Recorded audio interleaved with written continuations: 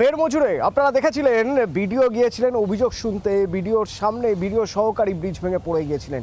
তো সেদিনই ভিডিওকে দেখিয়ে বলেছিলেন এলাকার মানুষ দেখেন কি অবস্থা, কিভাবে আমরা থাকি, কতদিন ধরে আমরা স্থায়ী সেতুর কথা বলছি, অথচ কোনোভাবে স্থায়ী সেতু হচ্ছে না। তো যাই হোক, যাতায়াতের যে রাস্তাটুকু ছিল সেটাও তো গেল।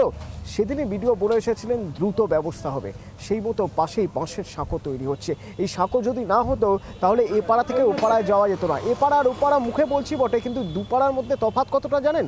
এ পাড়ার মানুষের স্কুল ও পাড়ায়, এ পাড়া থেকে রেশন তুলতে ও পাড়ায় যেতে হবে, বাজারে যেতে ও পাড়ায় যেতে হবে। মাঝে যদি সেতু না থাকে এবার যাবেন কি করে তারা? তো সেই মতো যাতে দ্রুত জীবনযাত্রা স্বাভাবিক হয় তার জন্য ওখানে সেতু তৈরির কাজ শুরু হয়ে গেছিল। গতকালই দেখিয়েছি সেই ছবি, প্রায় শেষ সেই বাঁশের সাঁকো তৈরির কাজ। অমিত প্রতিনিধি আমার সঙ্গে সরাসরি রয়েছেন। অমিত, কাজ কত দূর এগোলো?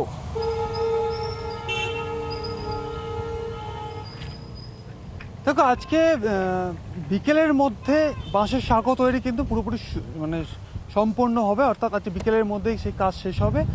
যারা কাজ করছেন এবং এলাকাবাসী যারা ওখানে কাজ তদারকি করছেন এই কাজের, তারা বলছেন আগামীকাল সকাল থেকেই এই বাঁশের সাঁকো তারা ব্যবহার করতে পারবে। কারণ এই পাতার পাশে যে কাঠের যে ব্রিজটি রয়েছে সেটি দীর্ঘদিনের পুরনো এবং সেটি ভগ্ন প্রায় দশা, বলা যেতে পারে পুরো ভেঙে পড়েছে।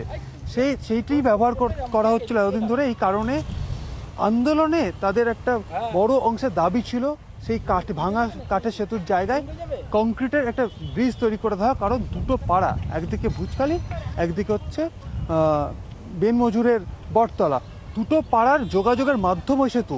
শুধু তাই নয়, একদম বটতলার মানুষদেরকে ভুজখালিতে যেতে হচ্ছে, কারণ ঝুপখালিতে যেতে হচ্ছে, কারণ সেখানে স্কুল রয়েছে, রেশন রয়েছে, বাজার রয়েছে। স্বাভাবিকভাবেই দীর্ঘদিনের দাবি ছিল, সে দাবি কিন্তু পূরণ হবে। বিডিও নিজে এলাকা পরিদর্শন করেছেন। গতকাল বাঁশের সাঁকো তৈরির কাজ শুরু হয়েছে। শুধু তাই নয়, সেখানে জরিপ করে গিয়েছেন, অর্থাৎ সেখানে যে কংক্রিটের যে ব্রিজ তৈরি হবে তার কিন্তু প্রাথমিক পর্যায়ের পরিদর্শন কিন্তু শুরু হয়ে গেছে।